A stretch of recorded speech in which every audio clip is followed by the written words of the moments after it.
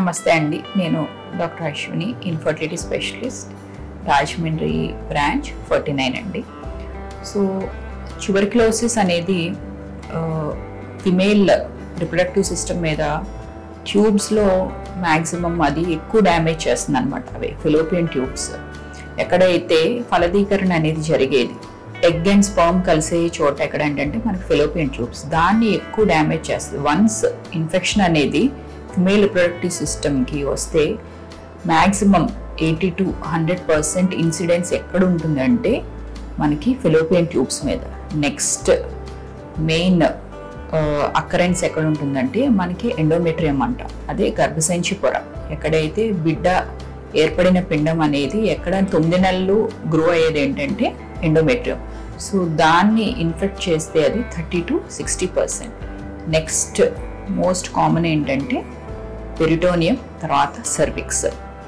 So వీళ్ళల్లో ఏంటంటే symptoms రకరకాలుగా ఉంటాయి. ఇదే ట్యూబర్క్యులోసిస్ సిమ్టమ్స్ ఇన్ఫెక్షన్స్ ఉన్నా కూడా ఇలాగే ఉండొచ్చు సిమ్టమ్స్. అలాగే ఒక్కొక్కసారి మ్యాలిగ్నెన్సీ అంటే క్యాన్సర్స్ ఉన్న వాళ్ళు కూడా ఇదే సిమ్టమ్స్ ఉండొచ్చు ట్యూబర్క్యులోసిస్లో. సో ఈ కన్ఫ్యూజన్ అనేది లేకుండా ఉండటానికి మనం ఫర్దర్గా ఇన్వెస్టిగేషన్స్ అనేవి చేయాలి. ఒకటి ఏంటంటే ఎండోమెట్రియం, గర్భసంచి పొర అనేది మేము టెస్టింగ్ పంపిస్తాం అనమాట. ఆ గర్భసంచి పొర కూడా అంటే అది కరెక్ట్గా మెన్స్ట్రల్ సైకిల్ బట్టి మేము ఆ గర్భసంచి పొర అనేది తీస్తాం.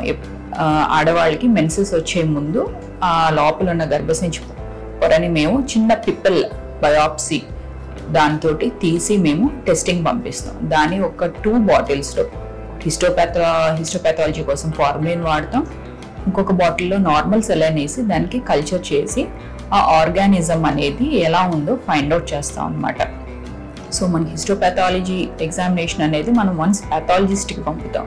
సో అందులో features of tuberculosis, giant Langerhans cells అని, గ్రాన్యులోమాటస్ లీషన్స్ అని, కేసియేషన్, ఇవన్నీ మనకి ఆ హిస్టోపాథాలజీలో కనపడుతుంది. సో ఎండోమెట్రియంలో కూడా మనకి కనపడట్లేదు అని అంటే నెక్స్ట్ అవసరమైతే వీళ్ళకి లాప్రోస్కోపీ అండ్ హిస్టోస్కోపీ కూడా చేస్తాం అన్నమాట.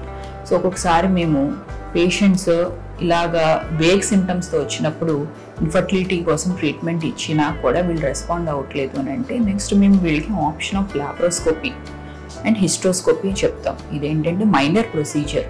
సో లాప్రోస్కోపీ, హిస్టోస్కోపీ ఎందుకు అని అంటే ఒక్కొక్కసారి మనకి బయట త్రూ అల్ట్రాసౌండ్ కానీ ఏమీ తెలియదు మనకి స్కానింగ్లో. ఇప్పుడు ఏంటంటే త్రూ లాప్రోస్కోపీలో ఏంటంటే మనకి ఆ డైరెక్ట్గా ట్యూబర్క్యులోసిస్ ఎఫెక్ట్ అనేది మేము డైరెక్ట్గా మా కళ్ళతో చూస్తాం అనమాట.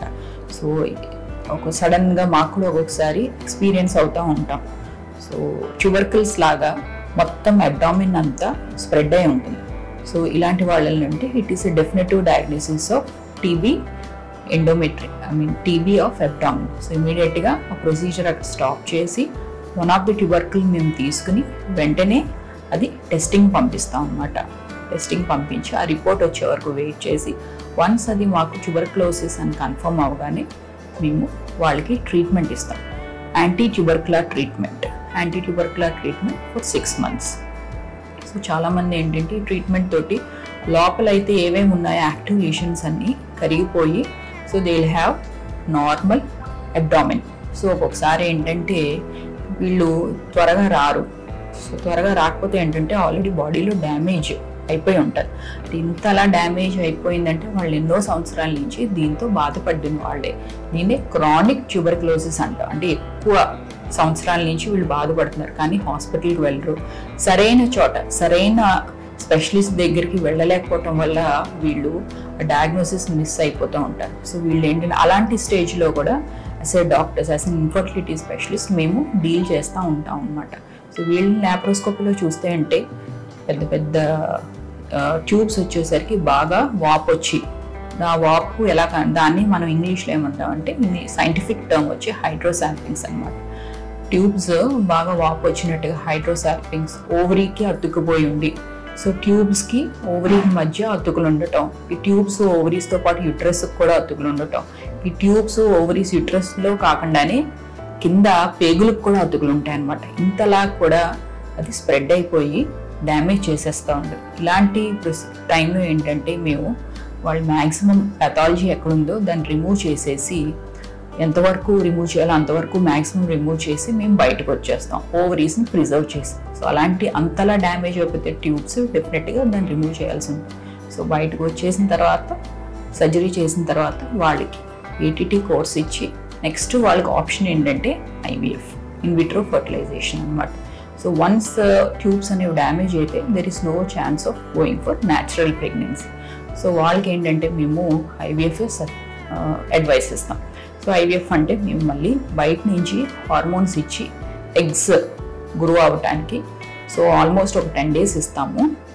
డే 2 నుంచి 10 days వరకు, అంటే పీరియడ్ స్టార్ట్ అయిన సెకండ్ డే నుంచి ఆల్మోస్ట్ 10 days ఇంజెక్షన్స్ ఇచ్చి ఎగ్స్ అంటే ఫాలికల్స్ ఒక సైజ్ వచ్చిన తర్వాత వాటిని బయటికి తీస్తాం అనమాట. అది కూడా చిన్న అనస్థీషియా ఇచ్చి. సో ఎగ్స్ని బయటికి తీసిన తర్వాత ఆ యొక్క ఫలదీకరణ అనేది మేము ల్యాబ్లో చేస్తాం, ఐవీఎఫ్ ల్యాబ్లో. సో ఏ రోజైతే ఎగ్స్ తీస్తామో అదే రోజు హస్బెండ్ కూడా స్పర్మ్స్ ఇస్తే సో ఆ రెండింటిని ఫలదీకరణ అనేది మేము బయట IVF with the help of embryologist చేస్తాం అనమాట.